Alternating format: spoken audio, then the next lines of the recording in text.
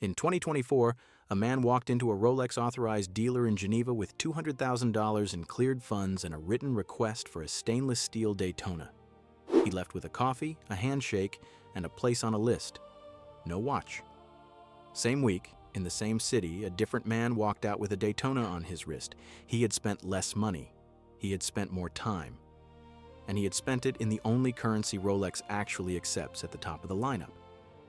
So today, I'm breaking down the 7 levels of Rolex, from the entry point almost anyone can technically afford to the references that are handed out the way Ferrari hands out Iconas. And before I start, I already know someone is going to say I forgot the Cellini. Someone else is going to argue that the Air King belongs higher. Save it. We're here for the architecture of the brand, not the catalog. Let's get into it. Level 1, the entry point, the Oyster Perpetual. This is where new Rolex ownership technically begins. And it's the watch, most people are quietly surprised, exists. Retail starts around $5,800 for the 36mm, climbing to around $6,400 for the larger sizes and color dial variants. Stainless oyster steel case, no date, no complications, no rotating bezel. Just a polished crown, a smooth bezel, and a dial that, if you're honest with yourself, looks like a watch your bank manager would wear. Here's the part Rolex doesn't advertise. The Oyster Perpetual is the brand at its most mechanically pure. The same in-house caliber family that runs the Submariner runs this watch. Same chronometer certification, same 5-year warranty, same factory. You are paying entry-level money for the same beating heart that lives inside a watch costing 3 times as much. The catch is the wrist presence. The Oyster Perpetual does not announce itself. From across a room, it reads as a nice dress watch. From across a boardroom table, it reads as restraint. And restraint in this category is the least profitable thing a watch can communicate. Who buys this? The newly promoted analyst who finally crossed the threshold where a real watch felt earned. The father whose son just graduated, the person who walked into the boutique wanting a Submariner was told the waiting list was indefinite and walked out with the watch the dealer actually had in the case.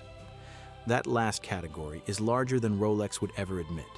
Level 2, the Datejust, the watch that has been in continuous production since 1945 and has outsold almost every other luxury watch design in history. Retail starts around $8,000 in stainless steel on a Jubilee bracelet, climbing to around $15,000 for 2-tone configurations with diamond hour markers. The Datejust is the most recognizable Rolex on Earth. Presidents have worn it, heads of state have worn it. The accountant who did your father's taxes in 1987 had a gold-capped version on a leather strap. The watch is so embedded in the visual language of professional success that it has become almost invisible. You see it without registering that you've seen it. Here's what changes at this level. The Datejust introduces the Cyclops lens over the date window, the fluted bezel as an option, and the choice between an Oyster bracelet and a Jubilee. 3 small decisions that, in combination, allow the buyer to dial in exactly how loud the watch reads on the wrist. A 36mm date just with a smooth bezel and an Oyster bracelet whispers. A 41mm 2-tone with a fluted bezel, Jubilee bracelet, and a champagne dial does not whisper. The Datejust is also the level where Rolex's allocation problem first becomes invisible to the buyer. Most configurations are reasonably available at authorized dealers. You can walk in, you can see one, you can buy one. That ease is itself a tier marker. From level 3 upward, the ease disappears. Level 3, the professional sport range, the entry point. The Submariner no date, the Explorer, the GMT Master 2 in its standard configurations.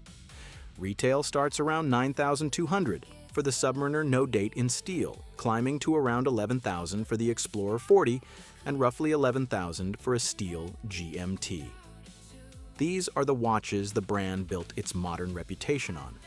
Tool watches designed for divers, pilots, and mountaineers, repurposed over 6 decades into the most aspirational steel sports watches in the world. A Submariner on a wrist communicates something a Datejust does not. The Datejust says, "I have arrived." The Submariner says, "I have arrived, and I have done my homework." Here's the part that matters at this level. You cannot, in most major markets, walk into a Rolex authorized dealer and purchase a steel Submariner the same day. The waiting lists run from 12 months to indefinite depending on the dealer, the city, and your purchase history with that specific boutique. There is no list you can join by email. There is no deposit you can place. The process is structurally informal, deliberately. The dealer relationship is the product. The watch is the byproduct. Who actually wears this? The mid-career professional who waited 2 years for the call, the 45-year-old who inherited his father's 1984 Submariner and bought a modern one to wear while the original lives in a safe. The small business owner who realized that a steel Submariner is one of the very few watches in the world that holds its retail value on the secondary market the day after you walk out of the boutique. If you're finding this useful, hit the subscribe button. Every week I break down how complex systems actually work, not how the brochure describes them. Now, back to it. Level 4, the steel sports flagship, the Daytona. The chronograph that has defined the modern Rolex waiting list more than any other reference in the brand's catalog. Retail in stainless steel sits around $15,100. The actual price, if you want one this year and are willing to buy on the secondary market, sits between $28,000 and $35,000 depending on dial color, year, and condition. The Daytona is the watch that broke the relationship between retail price and access. It is mechanically a chronograph. It tells time, it measures elapsed intervals. The case is the same oyster steel used in the Submariner. The movement, caliber 4131 in the current generation, is exceptional, but no more exceptional than several other in-house Rolex calibers. None of those mechanical details explain why a watch with a retail price of $15,000 trades for double that on the open market within an hour of being delivered. The explanation is allocation. Rolex deliberately produces fewer Daytonas than the global market demands. That decision is not accidental. It is the central architectural choice of the modern Rolex business. Scarcity is the product. The watch is the receipt. Who gets allocated a steel Daytona? The client who has already purchased multiple Rolexes from the same dealer over a period of years? The client whose purchase history includes the watches the dealer actually wants to move, the precious metal dress pieces, the diamond set Datejusts, the watches that sit in the case for months. You are not buying a Daytona. You are being offered one as a reward for the watches you bought first. Level 5, precious metal sport watches.